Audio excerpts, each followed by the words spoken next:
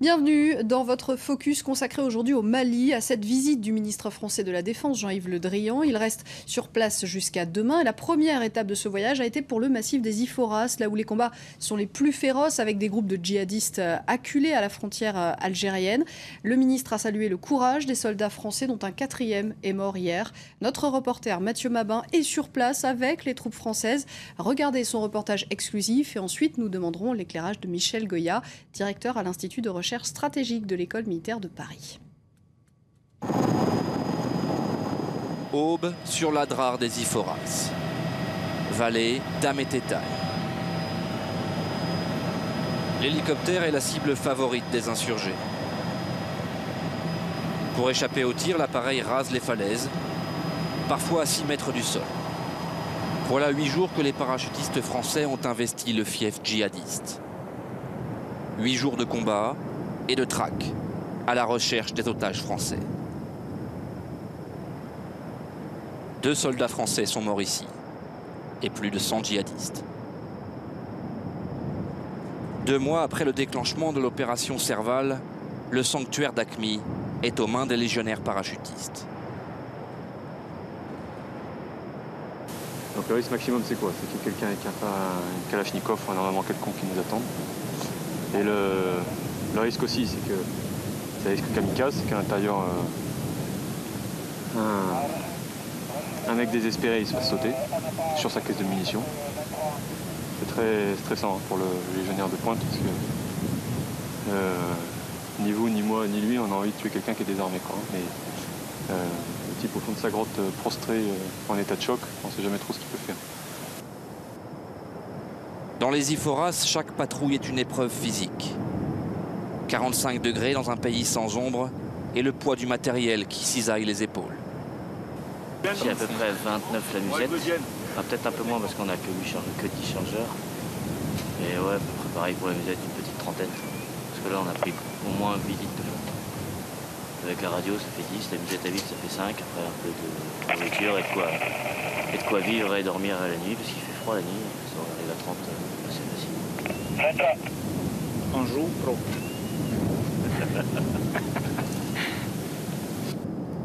Avec le gilet pare-balles et l'arme, près de 50 kilos par homme.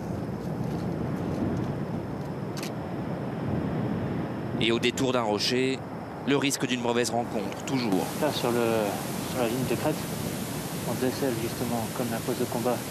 Et il y a une ouverture semblable à une meurtrière dans laquelle on perçoit quelque chose. Après le passage de l'aviation, seuls les hommes à pied peuvent débusquer les djihadistes enterrés. C'est un embossement justement, dans lequel ils disposaient des pick-up, et très bien camouflés puisque l'armée de l'air avait du mal à les repérer. Ça rentre dedans, ça sort de l'autre côté. Et ici, c'est le poste où il peut être plusieurs personnels pour défendre la zone. Partir par là, sortir de l'autre côté, tirer, et ici, la zone d'attente. À l'intérieur, possibilité de mettre des caches, si vous voulez. Possibilité de mettre la cache, l'armement, tout ce qu'il faut pour vivre et combattre pendant certains jours. Pour ça, c'était préparé de l'avance. Quand on regarde ici, c'est des pioches qui sont faites. C'est-à-dire ça demande quand même un petit peu de temps pour préparer ça. Et préparer pour combattre et tenir le terrain. Qui est en même temps pour faire plus de dégâts aux hommes en face parce qu'ils sont bien protégés. En s'emparant de la vallée d'Amététaï, les légionnaires pensent avoir conquis le sanctuaire djihadiste au Mali. Mais pour le moment, toujours aucune trace des otages français. En s'emparant de la vallée de l'Amététaï, les parachutistes français pensent avoir touché les groupes islamistes au cœur. Il ne faudra alors plus que quelques semaines pour que les militaires s'emparent de la totalité du massif des Iforas. Voilà, pour ce reportage exclusif, Michel Goya est avec nous pour essayer d'y voir un petit peu plus clair sur la stratégie française donc, dans ce massif des Iforas. Qu'est-ce qui laisse à penser que les djihadistes seront bientôt vaincus ?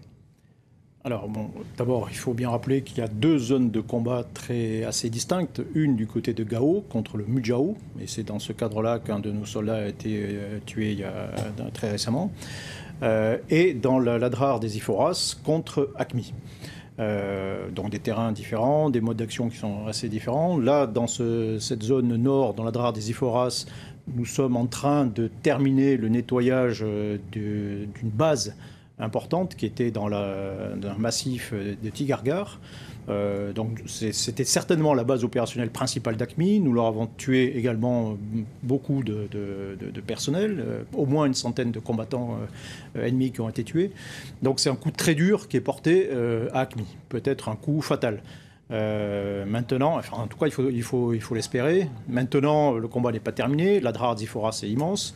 Il est possible qu'AQMI reçoive des renforts, parce que ce n'est qu'un secteur dans tout le front d'AQMI qui couvre l'ensemble du Sahel. Cette zone est aussi frontalière de l'Algérie, oui. Donc ce n'est pas une frontière qui est fermée, l'Algérie. Il y a aussi un risque que ces combattants fuient vers l'Algérie. Oui, bien sûr. Oui, avec les otages aussi, éventuellement. C'est peut-être déjà le cas, d'ailleurs. La frontière avec l'Algérie, c'est 1300 km de terrain difficile. Donc c'est extrêmement difficile de contrôler, d'empêcher tout passage dans cette zone. Donc il y a effectivement la possibilité pour les combattants d'AQMI de se réfugier en Algérie et éventuellement ailleurs, en Libye, pardon. Ou alors la possibilité inverse aussi, c'est-à-dire que les combattants d'AQMI viennent au Mali et continuent le combat. Donc encore une fois, grande victoire incontestablement, un coup très dur porté à AQMI. On peut espérer pour le coup effectivement terminer peut-être la campagne au moins dans le nord dans quelques semaines, mais c'est la guerre. Hein. Donc il y a encore la guerre, c'est un endroit où il y a beaucoup d'incertitudes. Il y a un ennemi qui a aussi un droit, les Américains disent un droit de vote. Bien sûr, donc il faut quand même se méfier de tout triomphalisme, malgré tout. Justement, le chef d'état-major français disait qu'on était en train de casser les reins des djihadistes. Est-ce que ça veut dire qu'on gagne peut-être cette guerre, mais pas la prochaine? Est-ce que ça veut dire qu'ils n'ont plus les moyens de revenir au Mali? Parce qu'un retrait, tout à l'heure on en a parlé, un retrait de l'armée française du Mali, c'est inquiétant pour les Maliens aujourd'hui. Ils ne sont pas en mesure d'être maîtres de leur territoire. Oui, alors effectivement, d'un point de vue purement tactique, logistique, là, les mouvements djihadistes ont besoin aussi de bases opérationnelles. Là, c'en était une qui profitait du terrain difficile des Iforas, qui était à proximité de l'axe logistique, à la sahélienne, hein, c'est-à-dire que c'est un axe avec des cours d'eau, des puits, des pistes qui va de Kidal jusqu'à l'Algérie en passant par Tessalit. Donc ça, c'est l'axe, c'est le poumon, si vous voulez, c'est l'artère plutôt de la région. Donc ils avaient leur base à proximité de cette ligne. Maintenant, ce n'est plus le cas. Donc c'est effectivement beaucoup plus difficile pour eux de revenir et de monter des opérations organisées dans le Mali. Mais ça reste toujours possible.